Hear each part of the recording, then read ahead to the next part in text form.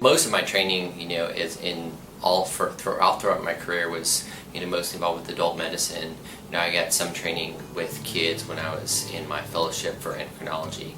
and basically, when I came here, I thought, I'd do a favor to a few different people that, a doctor or whoever who might call me, to take care of a kid, but I didn't have a strong desire to take care of kids. I was going to mostly take care of adults, but once, I started taking care of some kids and, just got to know their families, it just became, my most favorite and most rewarding thing I could do, just, watching the moms just every day deal with kids who are struggling with chronic diseases, and just how much of themselves they just had to dedicate and sacrifice for their kids, was truly amazing. And just to watch the kids on a day-to-day basis just, cope with diseases like type 1 diabetes that are challenging, taking multiple shots every day, measuring every single thing they ate or drank, and doing it gracefully, and doing it so that, most people around them would have really no idea that they, had such a struggle to deal with, because it didn't look like a struggle.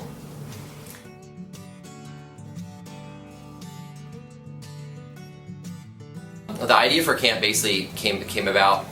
just in interacting with some of the families that I did with who have a child affected with type 1 diabetes. And what I saw was that those kids who have diabetes, when they had siblings, one of the things that you would see is that the kids that have diabetes get a disproportionate amount of attention from their parents. I think if you're any sibling, and you see these other kids that mom and dad are paying closer attention to, whether it's positive or negative, that could potentially have an effect. So that was one aspect that I thought, if we could have a situation where we could get entire families together to come to a great place like Camp War Eagle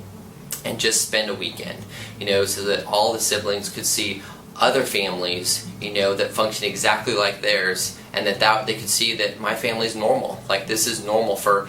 tons of families out in Northwest Arkansas. And then at the same time, I think the greatest thing that the camp offers for parents is just a place where they can have community, where they can, just literally not have to be seeking out people who have, kids who are affected with type 1 diabetes. It just would be there, and it would be present, and it would permeate, and it would just be so easy to be able to have discussions with people of all different,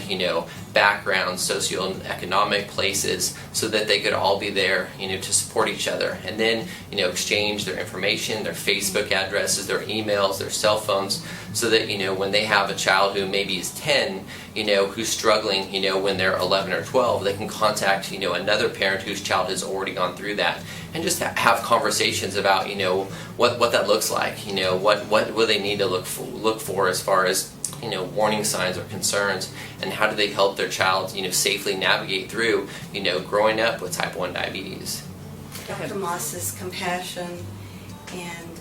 consideration of other people, his the things that he feels he should do as a human being are so high, and he feels like everyone feels that way. Dr. Maas often says he doesn't do enough, and feels like he's not worthy of praise because there's other people doing more than him, and so that makes him very endearing